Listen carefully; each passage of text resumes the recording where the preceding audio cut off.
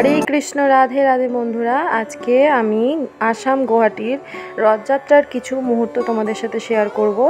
এইটা হচ্ছে গুয়াহাটির আমি বেলতলায় যে একটা স্কন মন্দির রয়েছে সেইখানকারই কিছু আমি আর কি ক্লিপস তোমাদের সাথে আর কি ভিডিও মুহূর্ত তোমাদের সাথে তুলে ধরলাম। আর এইখানে আমার রাধারানী আমার গোপী হচ্ছে গিয়ে তৈরি হয়ে গেছে। ওখানে একটা ছোট্ট ভাই দেখতে পেয়েছে, তার সাথে ও কিন্তু বারে বারে যাচ্ছে।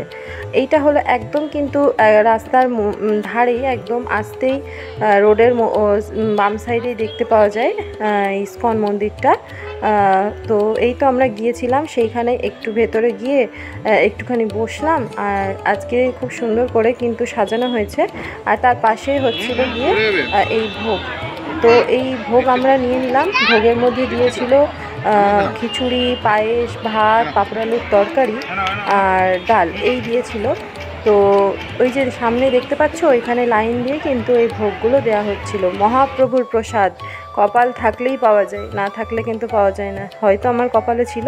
আর সাইডে ওখানে দেখতে পেলে যে কিছু মেয়েগুলো দাঁড়িয়ে ছিল, তারা কিন্তু মানে প্রসাদই আবার বিতরণ করছিল। এক্সট্রা আবার লাগলে আবার প্রসাদ বিতরণ করছিল। সেইখানে ভাত, ডাল, এখানে ছিল বাঁধাকপির তরকারি। আর এত সুন্দর ব্যবস্থা, মানে হাত ধোয়ার জায়গাও ভীষণ মানে পরিষ্কার পরিচ্ছন্ন।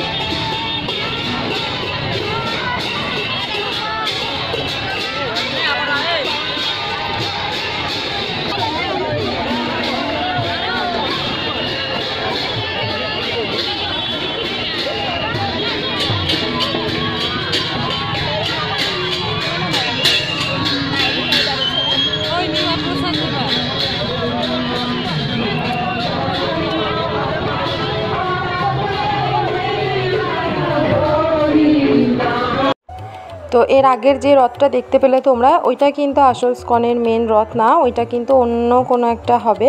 আর এই তো এখানে এবার যেটা আসছে সেইটা হলো এই স্কনের মেন আর কি। ওই দিকটায় দেখছো, ওই দিকটায় কিন্তু বেলতলায় বাজার বসে, ভীষণ ভিড়।